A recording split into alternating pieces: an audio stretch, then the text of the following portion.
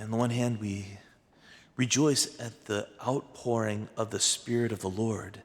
When we hear Isaiah speaking of that outpouring, we know that Jesus is the one who is revealed first to have that Holy Spirit overshadow him at the time of his baptism, for instance.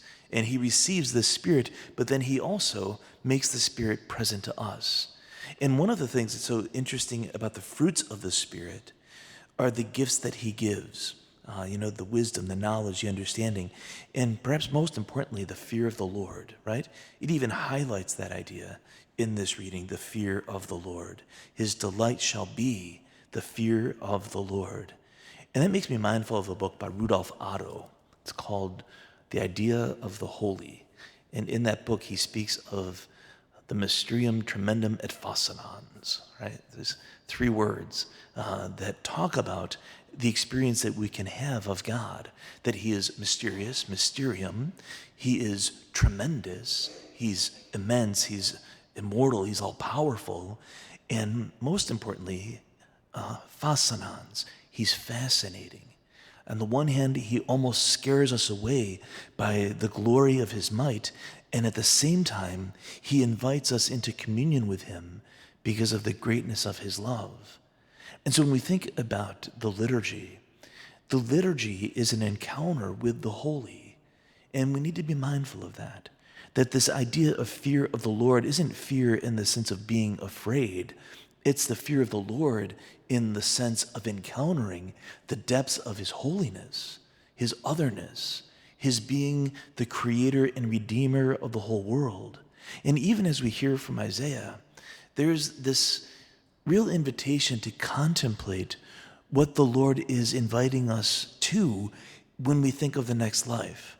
Now, one of those great debates that we always have around the feast day of St. Francis of Assisi, right, is, people have their dogs blessed and they ask the question, will my dog be in heaven?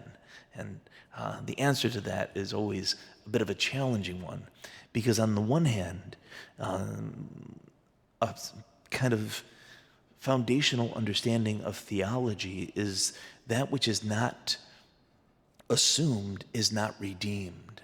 So did Jesus come as a dog? Well, no, he didn't. So then he didn't redeem dogs. What did he redeem? Human persons. But at the same time that you can make that argument, you have a challenge here, because Isaiah speaks of heaven as a place that is filled with the adder's lair, the cobras, the bear lying down with the lamb, or whatever it says here. All these amazing things, whereas there's this awareness that the next creation is going to be completely free of death and violence and illness. All of that will have been done away with. It will be a paradise. And that just brings us into this understanding of who God is in himself and what we shall, become by being one with him, not only in this life, but in the next, in that recreated heavenly order, heavenly realm. What will it be like? On the one hand, it's beyond our ability to know on this side of heaven, but we are given glimpses of it, especially here in this letter, in this, prophet Isaiah, that it shall be the place where the wolf shall be a guest of the lamb, the leopard shall lay down with the kid.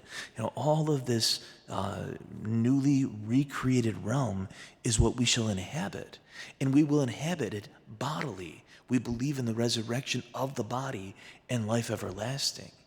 So it's kind of exciting to just think, what will that realm be like?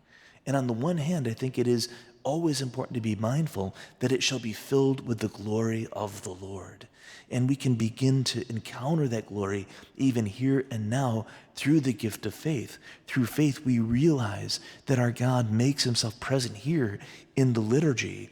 We can stand in awe before the mystery of God's love, this fascinating invitation to encounter his love and his truth, and even to know that we can be fascinated by it, be drawn into it, encounter the Lord, because he comes to us as this true bread from heaven, giving us a foretaste of what we shall later know.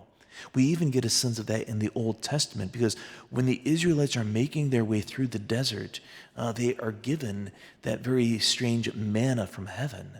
But what did it taste like? It tasted like honey and milk. And why? Because those would be the things that would be overflowing in the promised land. In other words, while they were making their earthly journey to an earthly promised land, they were given an earthly foretaste of what was to be theirs.